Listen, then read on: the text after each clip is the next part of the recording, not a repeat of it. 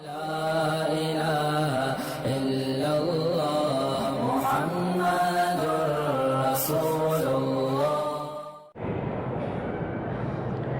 بیوی کا خاوند کی رقم سے جیب سے رقم بغیر پوچھے نکال لے، بالکل ناجائز ہے، نہ تھوڑا نہ زیادہ، پوچھ لے۔ ہاں اگر وہ بخیل ہے اور وہ بیوی کو خرچ ہی نہیں دیتا تو ضرورت کے پیسے وہ نکال سکتی ہے۔ جب حضور بیعت کر رہے تھے نا عورتوں سے فتح مکہ کے بعد، تو حضور کی چچی تھی ہندہ، جس نے سیدنا حمزہ کو شہید کرایا تھا، وہ بھی چھپ کے بیٹھی ہوئی تھی۔ تو جب بیعت کی شرائط تھی نا جی کہ لا یشرکن باللہ شیئا ولا یسرقن، شرک نہ کریں، چوری نہ کریں، زنا نہ کریں، تو اس نے کہا جی میں تو خاوند کے مال سے پیسے اٹھا لیتی ہوں، کیونکہ یہ بخیل ہے، دوستوں پہ کروڑوں خرچ کر دیتا ہے، گھر والوں کو روٹی کے پیسے بھی نہیں دیتا۔ حضور ہنس پڑے، فرمایا ہندہ بول رہی ہے؟ اس نے کہا جی۔ ابو سفیان ساتھ بیٹھے تھے، اس نے کہا کا دفعہ تو اب حضور نے میں نے اس کو معاف کر دیا جو اٹھایا ہے۔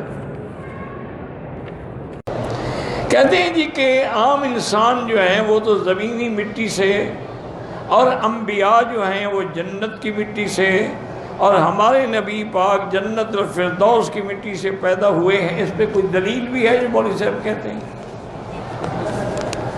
پہلی بات تو یہ ہے کہ یہی غلط ہے کہ عام انسان عام مٹی سے تو بندہ پیدا ہی نہیں ہوتا، وہ تو نطفے سے پیدا ہوتا ہے۔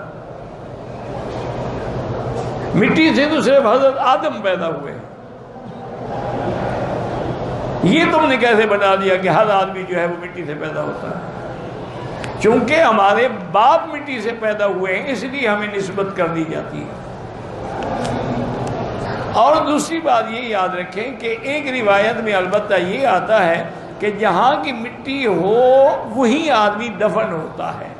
تو حضور پاک کی قبر مبارک جنت میں ہے تو اس معنی ہے کہ مٹی جنت کی ہوگی، یہ معنی نہیں ہے کہ وہ جنت الفردوس کی ہے، باقی کی عام جنت کی ہے، اور ہماری جو ہے یہ یہاں سے انہوں نے اٹھائی ہے، آپ کے پاکستان سے مٹی پڑی تھی وہ اٹھا دی ہے۔ انا للہ و انا، پتہ نہیں کیسے مولوی صاحبان مسئلے گھڑتے ہیں۔ جہاں قرآن میں ہے نا کہ منہا خلقناکم وفیہا نعیدکم ومنہا نخرجکم تارۃ اخری، کہ ہم نے تم کو مٹی سے پیدا کیا، بنا ابوکم آدم، تمہارے ابے کو ہم نے مٹی سے پیدا کیا۔ اور بعض علماء نے فرمایا اس لیے مٹی کہا گیا کہ آدمی پیدا تو ہوتا ہے نا مادہ منویہ سے، نطفہ سے، لیکن نطفہ کس چیز سے پیدا ہوتا ہے؟ آدمی غذا کھاتا ہے، غذا مٹی سے آتی ہے، وہ جا کر خون بنتی ہے، خون جو ہے وہ مادہ منویہ بدلتا ہے، تو اس کا معنی ہے کہ ہر آدمی مٹی سے پیدا ہوا۔